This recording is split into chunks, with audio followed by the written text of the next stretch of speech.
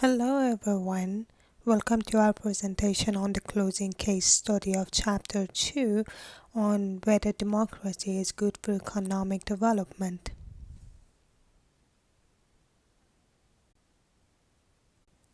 First, let's go over definitions of the terms used in this chapter very quickly.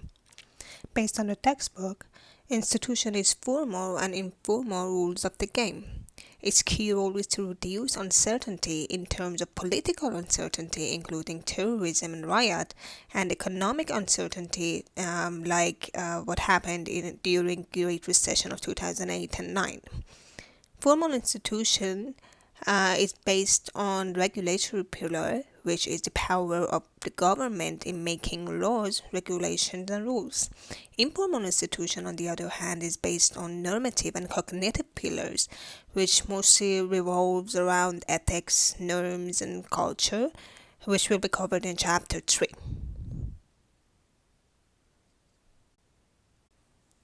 Chapter 2 mostly focuses on formal institution, which consists of three parts: political system, legal system, and economic system. The first one is political system, which is divided into two categories of democracy and totalitarian. In democratic society, people have the right to select their government authorities to run the country.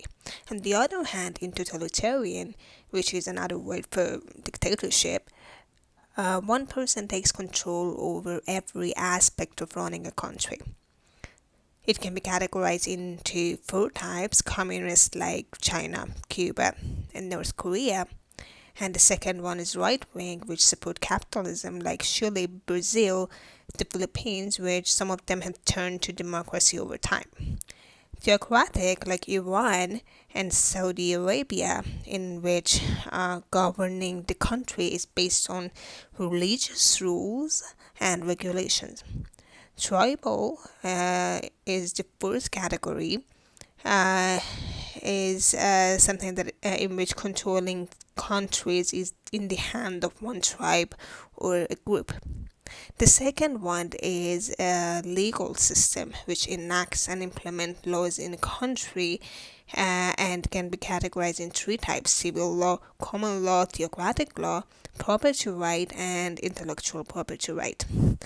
The last one is economic system, which are divided into market economy, command economy, and mixed economy. Market economy is privately owned production. Command economy is government owned production. Mixed economy is something in between.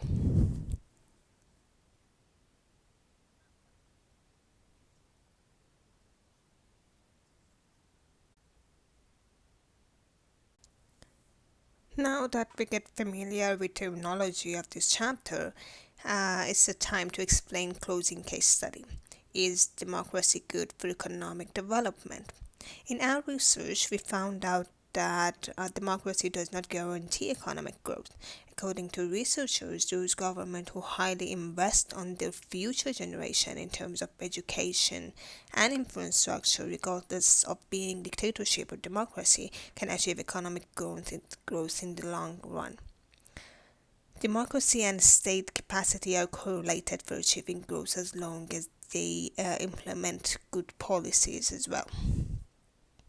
If we put aside exceptions, on average, democratic countries are richer, less likely to go to wars, and people have the right to make their own political decision in such countries. More and more countries have followed democracy in late 20th century. In fact, it had risen in countries with challenging situations, such as Germany when Hitler was in power, India with greatest and largest population in the world, and South Africa where only white people had political right. Spain, Argentina, South Korea, Taiwan, and Chile has changed their policy to democracy during 1980s. Young democracy appeared in Central and Eastern Europe as well as Central Asia when Soviet Union collapsed. It can be safely said that an increasing number of countries are changing the policy into democracy. Okay, Let's go over the first question of case study, which is why there is a wide positive attitude toward democracy. Democracy has some characteristics making it appealing to people, such as having the right to participate in fair election and take part in making political decisions by selecting their desired representative. Another positive point of democracy is protection of civil liberties, which means that all citizens are free to do anything they want as long as they respect each other's rights. Freedom of speech, minority right, human right protection can be named as other features of democracy. In addition, accountability makes democracy interesting as authorities need to take responsibilities of their actions and be willing to be criticized. People in democratic countries have the freedom of expression. And finally, democracy leads to controlling government power and also gives people the knowledge and information about politics.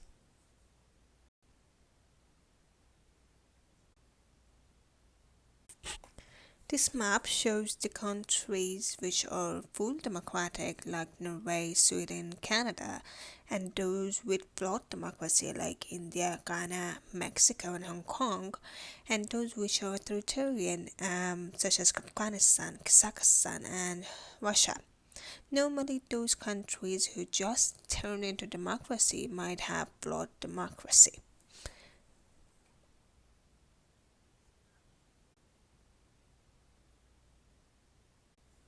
Democracy is facing challenges. As I mentioned, new democracy might result in flawed democracy, such as what happened in Libya, Egypt, and Iraq. Changing regime to democracy might seem easy, but it has its own consequences.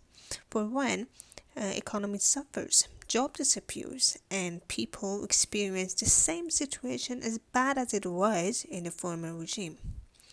It's not just about new democracies, since established ones are not performing well. In the United States, federal government has been shut down by politicians and been threatened not to pay their debt. Even in European Union, the use of euro was dictated in 1999, except for two countries of Sweden and Denmark, which had their referendum with the neglection of using euro. Back to the question. Is democracy good for economic development? My friend Kennedy will continue this presentation with some examples of countries which are totalitarian but have a higher growth rate. Looking at the graph up there, with FDIs and GDP amongst Brazil, India, Russia, China, what do we realize? For FDIs, China has been on a positive trajectory, rising since the 1980s up till date. In India, that is practicing democracy, I would say, is also down there. So what is making this happen? That China that is practicing totalitarian rule and India that is practicing democracy is rather seeing a very positive growth in terms of foreign direct investment and GDP as compared to India that is practicing democracy in the real sense.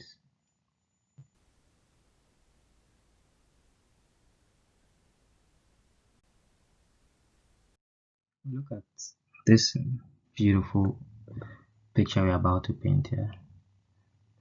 These are two leaders from the same country. One was very democratic, the other is a bit of a strong hand. And look at what happens in their tenure. Boris Yeltsin ruled from 91 to 1999, but during his tenure, GDP saw a steady decline. And for Putin, they saw a rise. do very strong in his approach.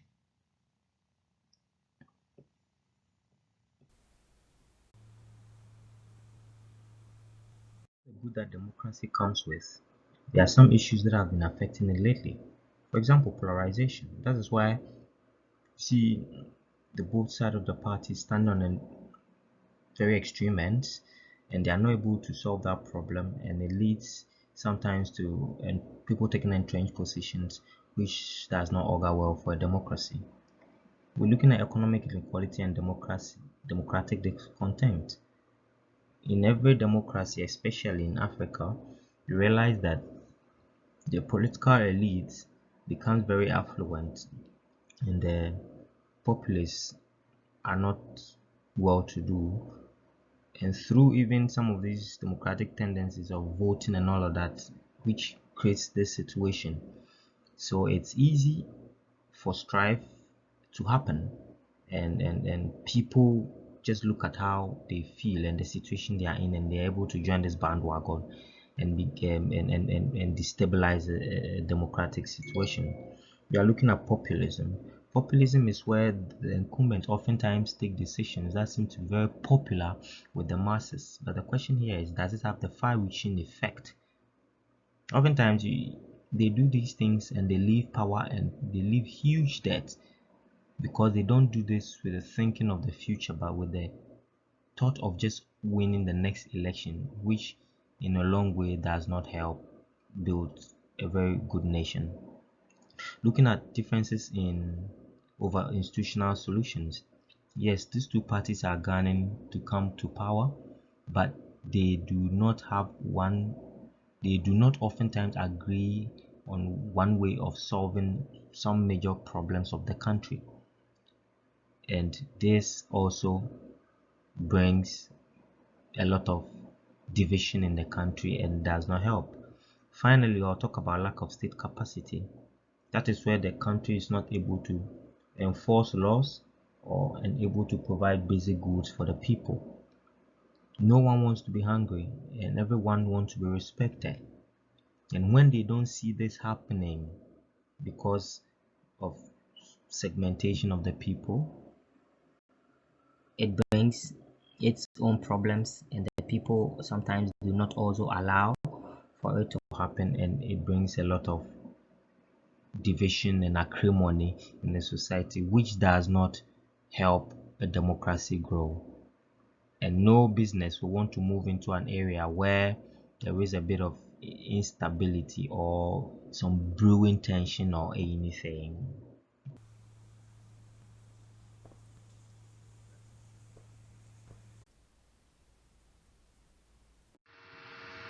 Coming to state ownership, communist philosophy argues against private property and supports collective ownership.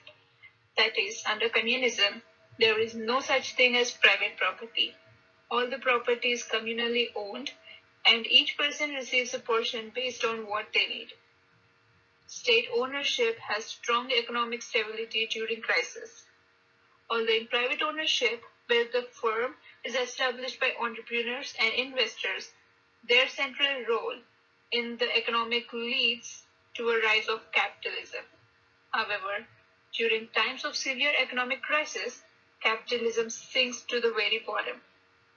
Whereas organizations that run on state ownership have amazing longevity. Private ownership leads to individual growth.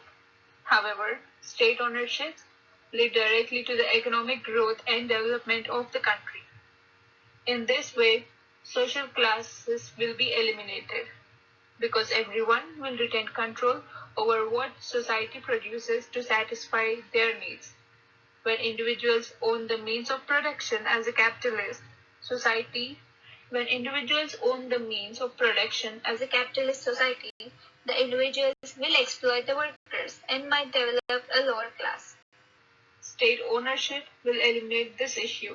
Also, state-owned enterprises receive financial support from the government.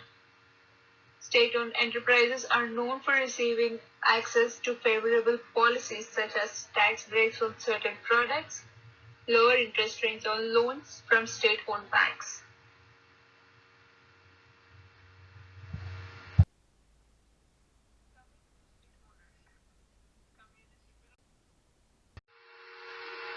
Now, how does the Chinese experience answer the question, is democracy good for economic development? In 1980, the GDP of China is 191.1 billion USD. By 2018, it became 13.61 trillion USD by making it the world's second largest economy. Over the last 4 decades, China has changed in dramatic ways. The Chinese Communist Party has overseen impressive economic growth and lifted millions out of poverty. In 1979, Deng Xiaoping, a paramount leader of the People's Republic of China, has introduced a special government system that allows foreign investment and foreign trade to bring Western markets, which left a lasting mark on the communist country's economy. Yes, it is a communist country and the party does control it, but it is open to free market economy at the same time, which has opened to unprecedented innovation and high income mobility.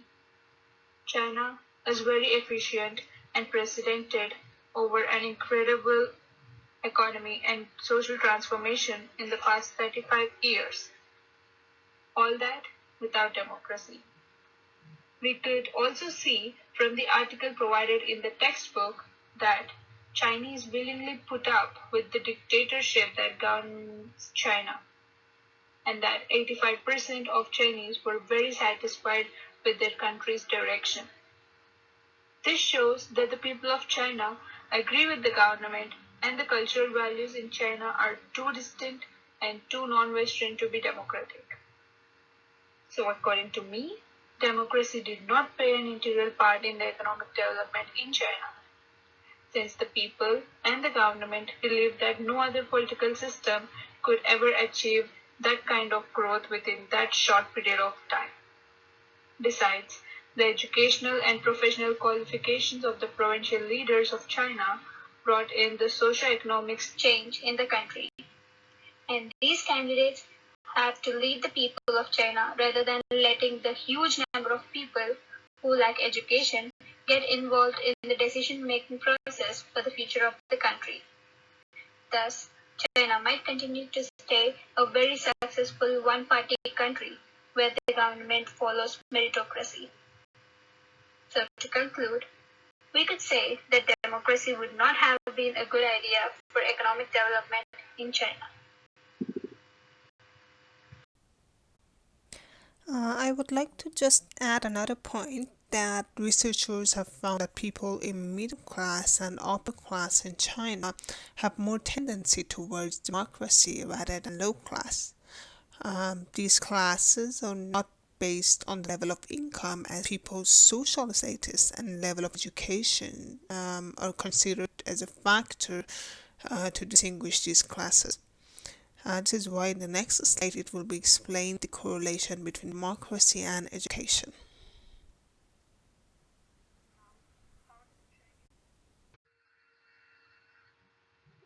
Democracy needs education. A public that is for the people and by the people requires educated people. Education promotes democracy because it raises the benefits of political activity. According to this view, a primary aim of education is socialization, teaching people how to interact successfully and productively with others. Social activities hinge on interpersonal exchange of information. Coordination requires members of a group to explain and to be able to understand what is to be done, how it can be accomplished, and what the motivations for acting are. Voters play a very crucial part in democracy. Education gives us a knowledge of the world around us, and it helps us build opinions. Only educated voters hold responsibility for country's economic stability. Economic growth is able to promote democracy because it is able to transform social structures. While it may be true that economic development has led to an expanded Chinese middle class, this class heavily relies on the current political economic arrangement for their relatively higher socio-economic status and thus would not challenge the authoritarian regime.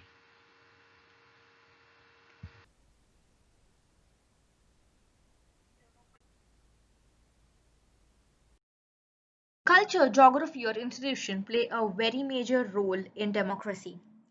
The firm performance is at least in part determined by the institutional framework governing firm behavior.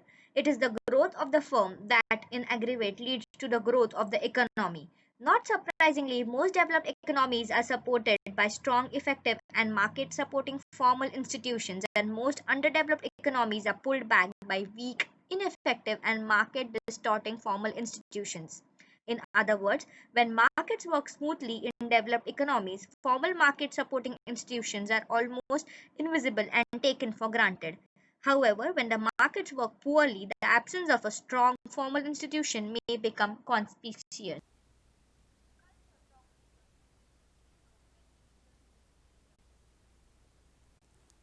The last question of this case is that your company is invited to do business in countries like Taiwan or Egypt, which are totalitarian, but you as a CEO get concerned about other democratic nations' judgment. What can be done in this situation? According to textbook, formal and informal institution of the country with whom you are invited to do a business should be taken into consideration. A complete understanding of rules and regulations of political, legal, and economic systems should be gained as the first step of doing business globally. In those countries where formal constraint is vague, informal institutions should be considered before accepting the invitation of doing business with other countries.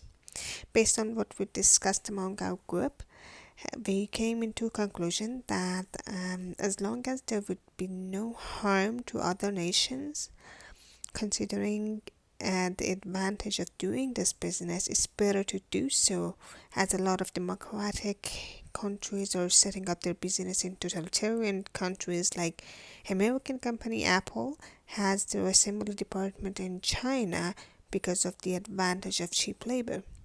After all, the real meaning of democracy is the freedom to do anything as long as respecting others' rights.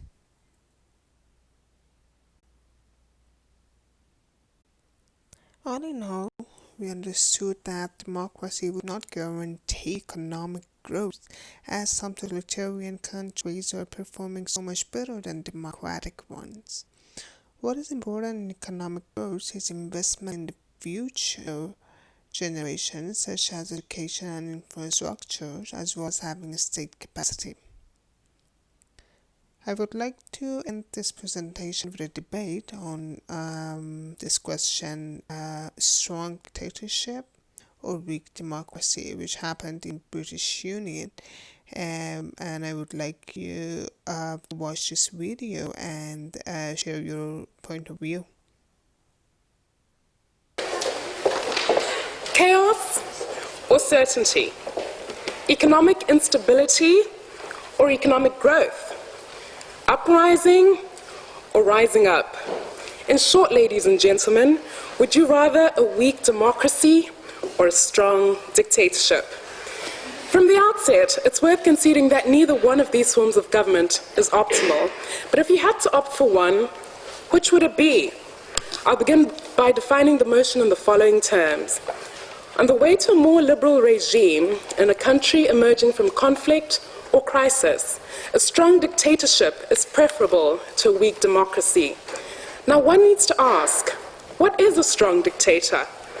Well, as opposed to an irrational or military dictator who kills or maims his own people, a strong dictator is powerful and decisive. He disallows dissenting voices and uses his or her own moral compass to decide upon important national issues as opposed to wide consultation. He is totalitarian, yet benevolent. A weak democracy, on the other hand, sounds like a charming idea at first, but deeper analysis shows that it is characterized by an idea of the will of the people, coupled with insufficient resources or inadequate access to information, which makes governmental policy chaotic and the country impossible to govern. A weak democracy lacks the institutions to implement democracy properly, for example, a strong and independent judiciary and a regulatory electoral commission. Such components are indispensable if a democracy is to be effective. And now that the motion is clearly defined, I will outline the three main premises of my argument. Firstly, a strong dictatorship is more likely to ensure political stability than a weak democracy. Secondly, a strong dictatorship is more likely to create an investment climate conducive to economic growth than a weak democracy. And a strong dictatorship is likely to be able to manage social, tribal, or ethnic tension, which is almost always characteristic of emerging, conflict-ridden, or developing states. These are all the references that we used in order to assemble data and information for this presentation.